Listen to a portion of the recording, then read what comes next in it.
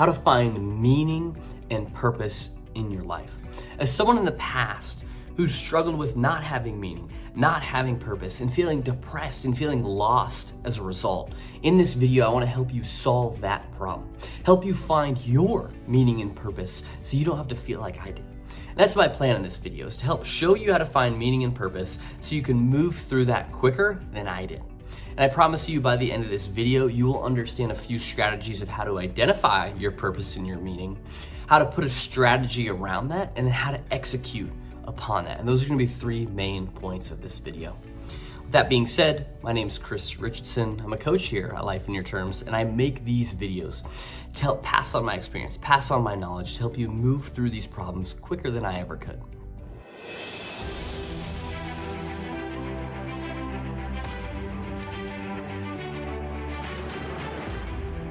So the first step is to actually go back, explore your past. And you might be like, Chris, what are you talking about? How does this relate to purpose and meaning? What I mean is that when you explore your past, you're gonna look at problems that you faced in your life.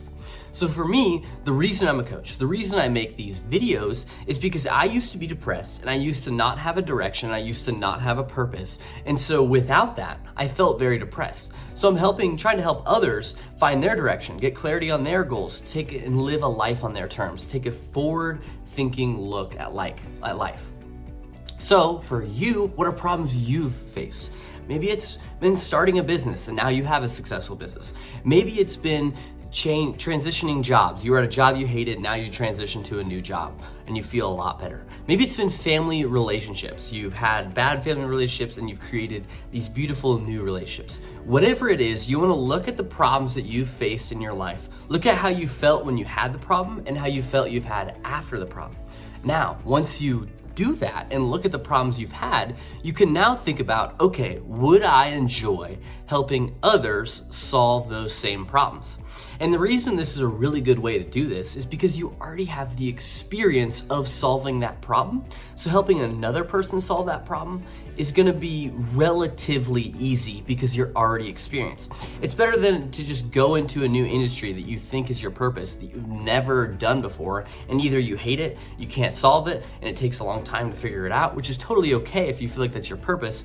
But this can be a really good place to start of understanding, okay, I've solved this problem myself. I think I would enjoy helping others solve this problem, and I think I can do it faster and better than they could on their own because I'm experienced and because I'm so driven with it. And with that, you then have your purpose, you have meaning because it's important to you, and you've added value to the market. And you could do this in a job, you can do this in your business. It's just however it looks for you and however you want that to be structured. So that's one way to explore your past. Another way you can explore your past is you can look at, when did you feel like the most alive and excited? Plenty of people have these dreams in their early 20s where they want to start their own business, they want to get this aspirational job, and they end up choosing a job that's maybe not as aspirational, or they don't start that business, and then they're 40 or they're 50 and they hate what they do. If that is you, you want to look back and look at, okay, I felt the most excited in my past during the time when I was doing this job, or I worked out in the forest helping people with nature stuff, whatever it is. You just have to look at one of the times you felt most excited and most alive, and maybe that is where you're going to derive meaning and purpose from. So that's the first step, is to explore your past. You're either going to look at your problems that you had or when you felt most alive in your life and excited.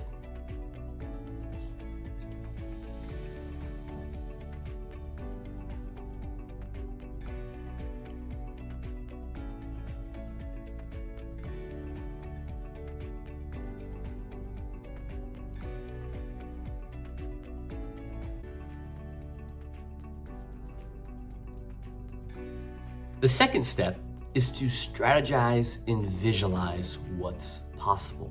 So what you're gonna do, you thought about your problems, you thought about when you're most excited, and you're gonna look at what solution could you create? Could you create a business? Could you go find a job where you're able to fulfill these things and work on the problems that you thought about or that make you feel most excited?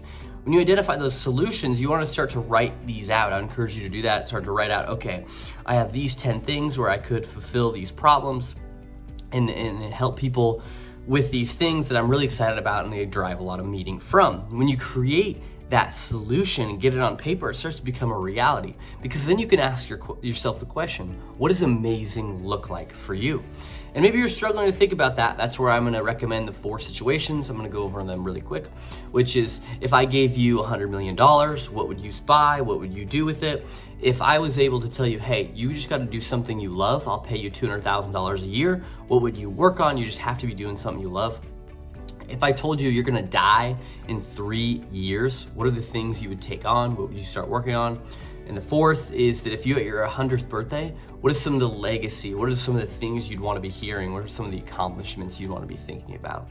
And when you go through those 4 situations, you can start to piece together what does amazing look like for you. So once you've started to put a solution or an idea of it, a solution, you can look at what does amazing look like. And on top of amazing look like, you also want to ask yourself, when this strategy and when this visualization stage is, what may prevent you from liking this? Because for me, I'm super into gym and fitness. The problem is that I don't think it would be a good fit for me to go work in that industry. And the reason I say that is, even though I love it and even though I'm extremely knowledgeable about it, the problem is I use gym and fitness as a place, as a quiet place for me, kind of as a mental health break, a stress reliever, stuff like that. And so if I combine business and one of my coping skills together, I don't think that would mesh very well. So I would encourage you to ask yourself what may prevent you from liking this. Not to say that you shouldn't do it, because there are a lot of things when you take on this new meaning and this new purpose in life, there are things you're gonna have to do that you will not enjoy, and that's okay.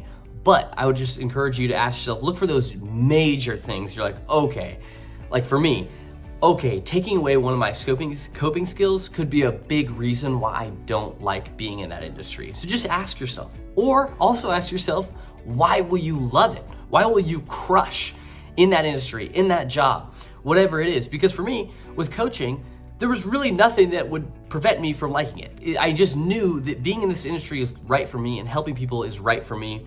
And it was just a no-brainer. Ask yourself, what is a no-brainer in terms of this industry or job you're about to take on?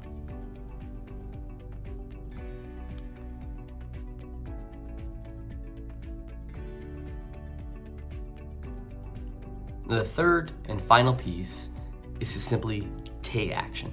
Carry out the plan that you wrote down. So maybe you wrote out 10 jobs where this is where your meaning and this is where your purpose will be fulfilled and you'll feel great within.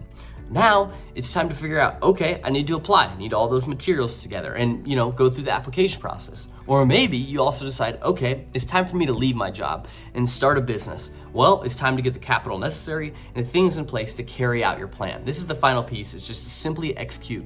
And this is the most important, because I'm sure there's been times in your life where you felt like you're not fulfilling your meaning and your purpose. And you may have thought about the first few steps, but this is the final piece. This is the piece that is the make it or break it, basically. It's like you have to make it happen. So you carry out your plan.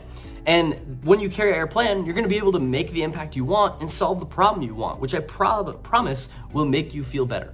When you are solving the problem that you came up with in step 1, or when you are carrying out what makes you feel most excited, you will feel better. You will feel better, especially when you are taking action and working on the things that you wanna do. When I'm doing my outreach for coaching, yeah, I don't feel great.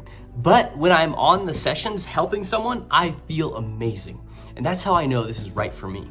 So I promise you that before you take action and before you start executing on what you want to do, you may still feel lost. You may still feel like you don't have your meaning and purpose. But I promise, once you are carrying out what you set out to do, you will feel better and you'll feel like you're fulfilling your purpose, and you will get good at something.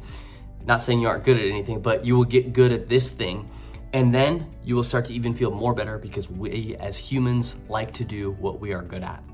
If you like that video, take the balance wheel in the description below, because that can highlight maybe some areas of your life that you want to put more meaning, put more purpose in with. On top of that, if you like the video, hit that like and subscribe button.